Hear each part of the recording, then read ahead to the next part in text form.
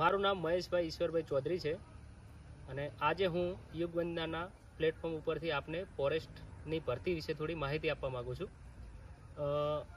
જ્યારે અમારી ભરતી 2016માં એ વખતે પ્રેક્ટિકલ અને પરીક્ષા લેવામાં આવી હતી। એ વખતે અમે સચિવાલયની તૈયારી કરતા હતા।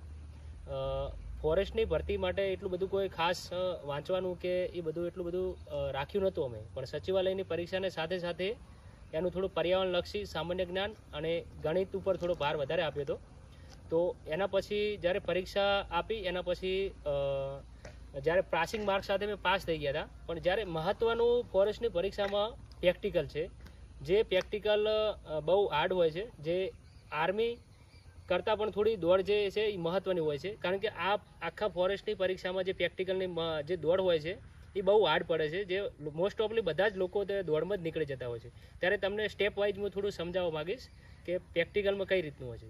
તો જ્યારે પરીક્ષા પાસિંગ માર્ક સાથે આપણે પાસ થઈ જઈએ એના પછી પ્રેક્ટિકલ માટે રાઉન્ડ પાડવામાં આવે છે, જે મેરિટ અટકે છે 120થી સમથિંગ પહેલો રાઉન્ડ જેવું અટકે છે।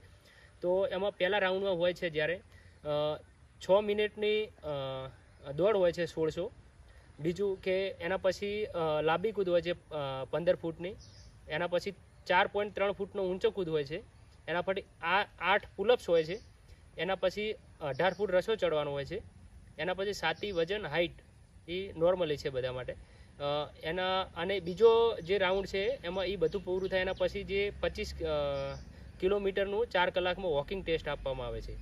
તો જ્યારે અમે પ્રેક્ટિકલમાં ગયા, ગાંધીનગર કક્ષાએ અમારું પ્રેક્ટિકલ હતું ત્યારે અમે ગયા હતા, તો એ વખતે એવું જ હતું કે દોડ બી નહીં થાય કે ભાઈ લોબી કૂદ પણ નહીં થાય, પણ જ્યારે ગ્રાઉન્ડમાં જાય ને એટલે જુસ્સો એક વધી જતો હોય છે કે મોસ્ટ ઓફલી તેઓ અહીંયા જે કંઈ થતું જ નહોતું કોઈ દિવસ, કારણ કે અમે જે લોબી કૂદ માટે થોડી પ્રેક્ટિસ જો સ્ટેપ લેવા પડે છે એના માટે। બીજી લાંબી કૂદમાં મહત્ત્વનું એ છે કે તમે ગમે તે રીતે કૂદો ને તો એ નહીં થાય, પણ એના જે ટ્રેક પાટિયા ઉપરથી સ્ટેપ લેતા શીખી જશો ને એકવાર, તો તમે 16, 17, 20 ફૂટ કૂદી જશો એમ। અમે જ્યારે લાંબી કૂદમાં અમારા 100 જણને એક સાથે દોડાવવામાં આવ્યા હતા, ત્યારે અમે 6 જણ ખાલી એમાંથી પાસ થયા હતા, બાકીના બધા જે 94 જણ છે નપાસ થયા હતા। મેન જે દોડમાં જ પહેલાં નીકળી જાય છે, એટલે મહત્ત્વનું છે દોડના તમારે સ્ટેપ વાઇઝ એવું નહીં કે 1600 દોડવાનું જે ટાઈમિંગ સાથે લેવાનું છે એનું કારણ નહીં, પણ એમ તમારે કન્ટિન્યુ દોડ છે એ તમે 1600 દોડશો તો તમારા પગ ભરાઈ જશે। એટલે એના માટે આપણે છે ને દોડની પ્રેક્ટિસ કરવા માટે કન્ટિન્યુ 2000 મતલબ કે 2 કિલોમીટર કન્ટિન્યુ દરરોજનું દોડવું પડશે, અને ધીરે ધીરે થોડું સ્ટેપ વાઇઝ સ્ટેપ મોટા કરી અને થોડો સમય ઘટાડતા રહેવું પડશે, તો જ આ ફોરેસ્ટની દોડ પાસ થશે, નહીંતર જો એમને પાસ કરવા જશો તો થશે નહીં। બીજું લોબી કૂદ છે, તો એમાં આપણે જ્યારે પ્રેક્ટિસ કરતા હોઈએ છીએ એ વખતે પડી જવાથી કોઈ હાથ પગને ફ્રેક્ચર થવાનું બધું જોખમ રહેલું છે। એના માટે આપણે એકદમ કૂદી નહીં જવાનું 15 ફૂટ, સ્ટેપ લેતા શીખવાનું છે પહેલાં, કે ટ્રેક પાટિયા ઉપરથી આપણે જમ્પ કરીશું તો કઈ રીતનો આપણે થોડું વધારે કૂદી જશું એમ। એનામાં એ રીતના જ્યારે અમે પહેલી વાર કૂદવા ગયા હતા 7 ફૂટ જ કૂદવાનું હતું, એટલા માટે જ્યારે 7 ફૂટ જ પહેલી વાર કૂદવાનું હતું, એ પછી ધીરે અમે થોડું સ્ટેપ લેતા, થોડા ગાઈડલાઇન્સ મળી બધા દોસ્તારો જોડે જ્યારે ગ્રાઉન્ડમાં જતા એ વખતે થોડું શીખવા મળ્યું કે ભાઈ ટ્રેક પાટિયા ઉપરથી જમ્પ મારશો તો જે 1-2 ફૂટનો લોંગ જમ્પ આવી જશે, અને જે આપણો ખુદની જે ટ્રેક પાટિયું જે દબા છે એના કારણે જે આપણે સ્પ્રિંગની જેમ જમ્પ આવી જશે। તો ધીરે જ્યારે અમે ગ્રાઉન્ડમાં તો કોઈ દિવસ 15 ફૂટ થયું જ નહોતું, જ્યારે છેલ્લે પરીક્ષા આપવા જવાનું હતું ને એટલા સુધી નહોતું થયું, પણ જે આપણો જુસ્સો હતો અને જે બીજું કે જે ટ્રેક પાટિયા ઉપરનો જે કમ્પ્લીટ જે સ્ટેપ લેતા શીખી ગયા હતા એ બહુ મહત્ત્વનું છે। એના પછી ઊંચી કૂદની પણ પ્રેક્ટિસમાં, ઊંચી કૂદે પણ આપણે પહેલથી નહીં કૂદી જવાની 4 ફૂટ, ધીરે 3 ફૂટથી ચાલુ કરવાની, ધીરે જે સ્ટેપ વાઇઝ, મતલબ કે તમે આડી રીતે કૂદો તો જેને જે રીતે ફાવે એ રીતે કરવાનું, એવું નહીં કે બધા આડી રીતે કૂદે તો આપણે આડી રીતે જ જવું। મારે જો વાત કરું તો મેં ને સીધા જ કૂદ્યું હતું, મને સાઈડવાળું જમ્પિંગ લેતા આવડતું નહીં એમ, કારણ કે જો જમ્પ લેવા જાઉં તો પાછળના પગેથી પેલું દંડી પડી જ જતી હતી એમ, એટલા માટે મેં સીધા જ કૂદેલું છે। તો આ રીતે 2 સ્ટેપ લેતા શીખી છું, એના પછી જુસ્સો આવે છે।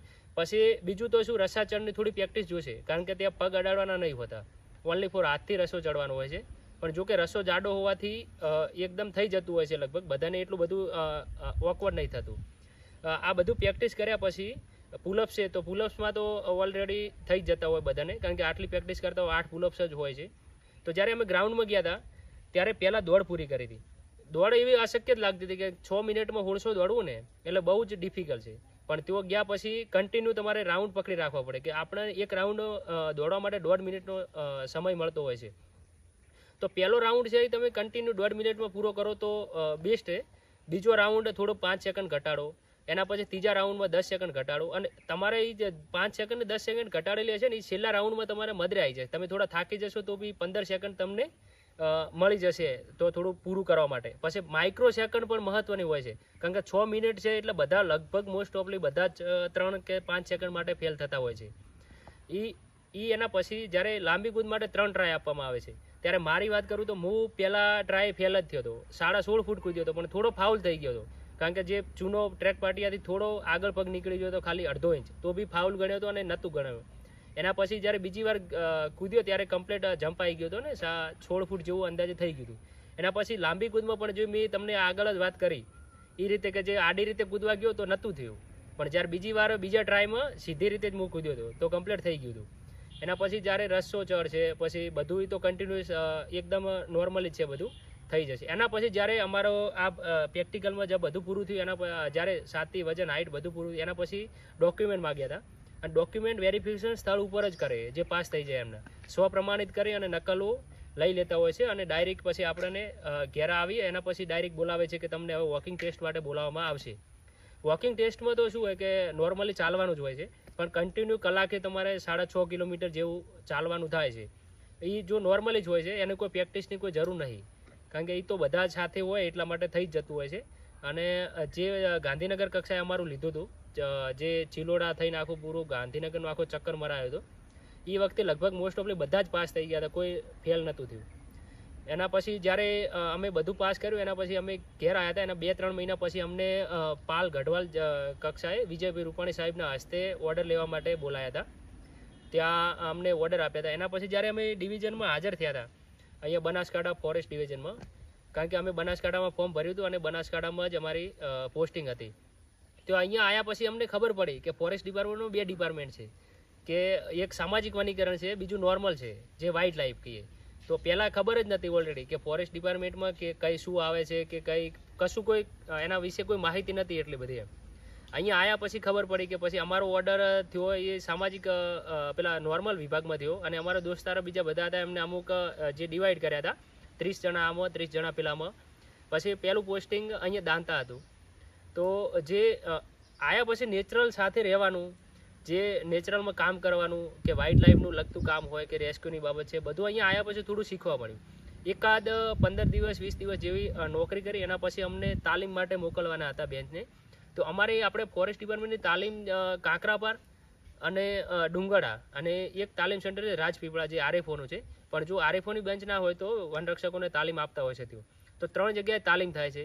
તાલીમનો જો અનુભવ કહીએ તો તાલીમ 6 મહિનાની હોય છે, પણ એમાં 2 મહિના તો આખા ઓલ ગુજરાતનું ટૂર હોય છે, જેમાં અભયારણ્યો છે, નેશનલ પાર્કો છે, કે જે મોટા વનો બનાવેલા છે એના વિશે માહિતી આપતા હોય છે, જે ફોરેસ્ટ ડિપાર્ટમેન્ટનું સંલગ્ન અને સંકળાયેલું જે વસ્તુઓ છે બધી, મરીન નેશનલ પાર્ક છે, એ રીતના બધું જાણવા આખું તાલીમના એક ભાગ છે કે તમે બધા જિલ્લાના કે બધા તાલુકાના જે બધા વન જે કરેલું છે કામગીરી, જે બધું તમે જાણો, એ જાણીને તમે તમારા વિસ્તારમાં શું કરી શકો છો એ બધું જે એના ઉપર આખું 2 મહિના તો તાલીમનો જે મહત્વનો ભાગ છે. એના પછી પરીક્ષા આવતી હોય છે, એમાં જે વિષયો આવે છે 9 વિષયો પાસ કરવાનો હોય, ફરજિયાત હોય છે.